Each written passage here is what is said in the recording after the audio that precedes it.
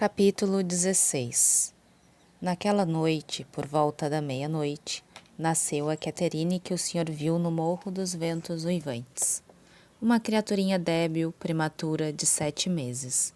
E 2 horas mais tarde, a mãe morria sem nunca ter recuperado a consciência o suficiente para conhecer a senhorita Radcliffe ou reconhecer Edgar. A reação deste último ao golpe sofrido foi dolorosa demais para descrever por palavras. Só os efeitos mostraram quão profunda era sua dor.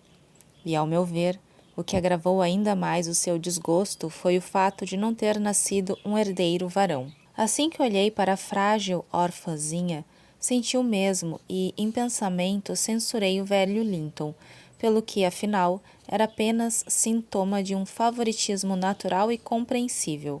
Ter legado a propriedade à sua própria filha e não à descendente do seu filho. Pobre criança, que mal acolhida foi. Bem, podia ter chorado até morrer durante aquelas primeiras horas de existência, que ninguém teria se importado. Redimimo-nos posteriormente dessa negligência. Mas a menina foi tão mal amada no começo da sua vida como provavelmente o será no fim dos seus dias.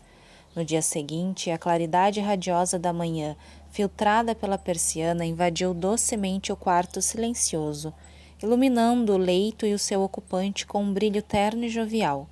Edgar Linton estava de cabeça deitada na almofada e olhos fechados. As suas belas e serenas feições estavam quase tão imóveis e cadavéricas como o corpo que jazia à sua frente. Porém, enquanto a sua quietude era fruto da angústia e da exaustão, a dela era de uma paz absoluta, visível na fronte serena e no leve sorriso dos seus lábios. Nenhum anjo no céu era tão belo como ela. Eu partilhava a infinita tranquilidade do seu eterno repouso. Nunca o meu espírito experimentara elevação tão sagrada como agora. Ao contemplar aquela imagem imperturbada do divino descanso, instintivamente vieram-me ao pensamento as palavras que ela proferia poucas horas antes de morrer. Eu estou incomparavelmente muito além e muito acima de todos vós.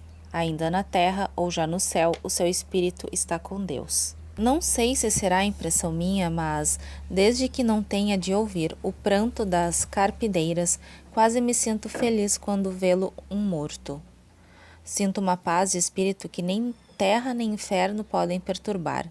Sinto a segurança e a certeza de que a vida se prolonga sem fim e sem mácula para além da morte, até uma eternidade onde a vida não tem limites para o amor nem para a alegria. E foi mergulhada nestas reflexões que, ao ver como ele se lamentava da abençoada libertação de Catherine, atentei em quanto egoísmo pode haver até um amor como o do Sr. Linton. Para dizer a verdade, se poderia duvidar, depois da existência atribulada que levara, se ela mereceria estar finalmente em paz no paraíso.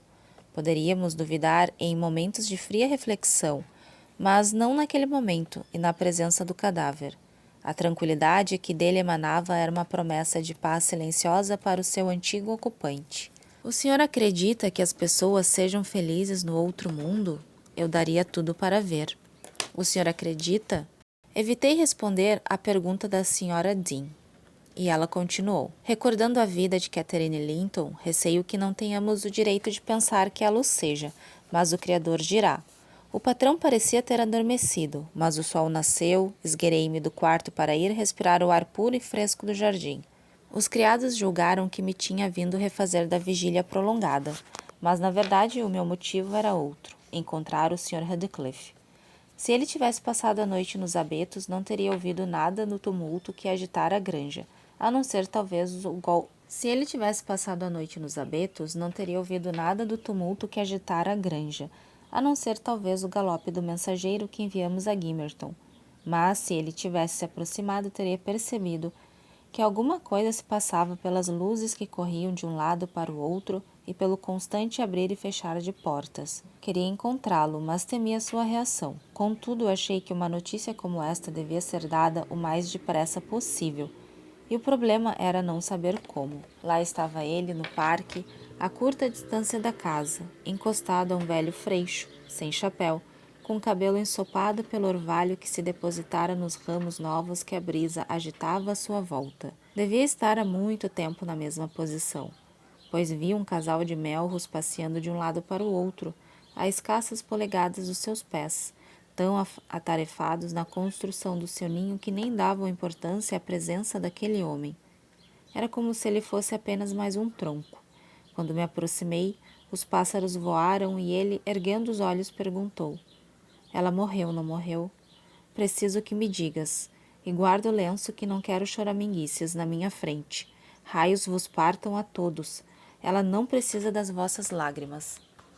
Eu chorava tanto por ele como por ela.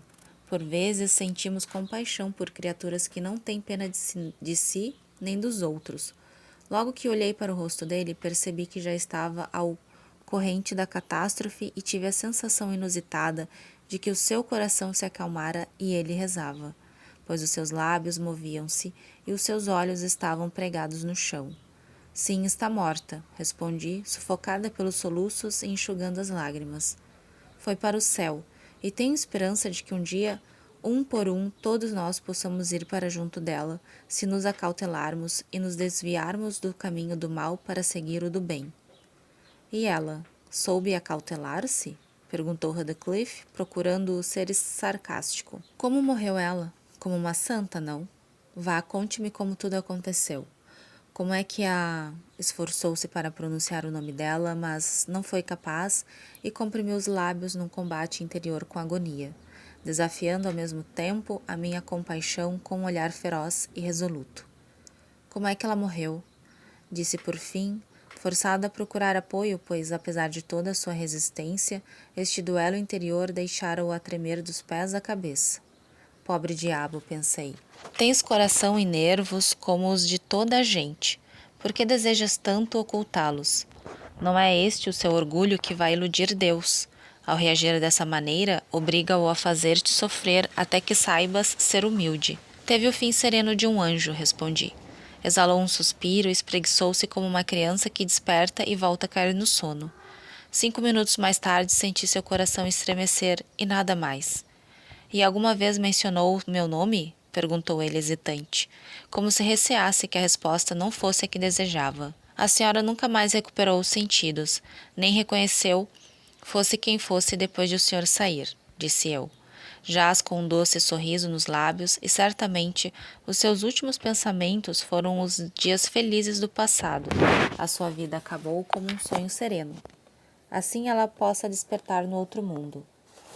Pois que desperte em tormento, bradou ele com assustadora veemência, batendo o pé e soltando um grito num súbito paroxismo de cólera incontrolada. Porque ela mentiu até o fim. Onde está ela? Não está aqui, nem no céu, nem morta. Onde está então? Oh, disseste que não te importavas que eu sofresse, pois o que eu te digo agora, vou repetir até que a minha língua paralise. Catherine Earnshaw, e quanto eu viver, não descansarás em paz. Disseste que te matei, pois então assombra-me a existência. Os assassinados costumam assombrar a vida dos seus assassinos, e eu tenho certeza que os espíritos andam pela terra. Toma a forma que quiseres, mas vem para junto de mim e me enlouquece. Não me deixes só, neste abismo onde não te encontro. Oh, meu Deus, é indescritível a dor que sinto. Como posso eu viver sem a minha vida? Como posso eu viver sem a minha alma? Bateu com a cabeça contra o tronco nodoso e, levantando os olhos, bramiu, não como um ser humano, mas como um animal selvagem. Reparei que a casca da árvore tinha alguns salpicos de sangue e que as mãos e a testa dele estavam também manchadas. Provavelmente, a cena que eu presenciei fora a repetição de outras decorridas durante a noite. Não me comovi. Estava, isso sim, apavorada, mas ao mesmo tempo relutante em abandoná-lo naquele estado. Todavia, mal se recompôs o suficiente para notar minha presença. Ordenou aos berros que eu fosse embora, e eu obedeci. Não estava ao meu alcance acalmá-lo ou consolá-lo. O funeral da Sra. Linton foi marcado para a sexta-feira que se seguiu, e o caixão permaneceu aberto, até esse dia chegar na maior sala da casa coberto de flores e folhas aromáticas. Linton passou os dias e as noites junto à urna, em permanente vigília, nas mesmas circunstâncias apenas conhecidas por mim. Passou Radcliffe as noites ao relento, desconhecendo o sabor do repouso. Não estive em contato com ele, mas estava consciente da sua intenção em entrar logo que fosse possível. Na terça-feira, mal o sol se pôs, o meu patrão, compelido pela fadiga, retirou-se para repousar algumas horas. Comovida com a perseverança de Radcliffe, abri uma das janelas para lhe dar a oportunidade de dizer o seu último adeus à imagem empalidecida do seu ídolo. Ele entrou cauteloso, sem fazer o mínimo ruído que pudesse denunciar a sua presença e privá-lo dessa breve e derradeira despedida. Na verdade, nem eu própria teria descoberto que ele lá estivera, não fosse o rosto da defunta deixado a descoberto e a madeixa loura amarrada ao fio de prata, a qual, após minucioso exame, tive certeza de ter sido retirada de um medalhão que Catherine trazia no pescoço. Radcliffe tinha-o aberto e retirado a madeixa que lá estava, substituindo-a por uma madeixa dos seus cabelos negros. Entrelacei as duas e fechei-as dentro do medalhão. É claro que o Sr. Archal foi convidado a acompanhar os restos mortais da irmã. Todavia não compareceu, nem apresentou qualquer desculpa. Assim, além do marido, assistiram ao funeral apenas os caseiros e os criados, já que Isabela não fora informada. Para a surpresa das pessoas de Gimmerton, a sepultura de Catherine não ficava nem junto à capela, no jazigo dos Linton, nem junto às campanas dos seus familiares.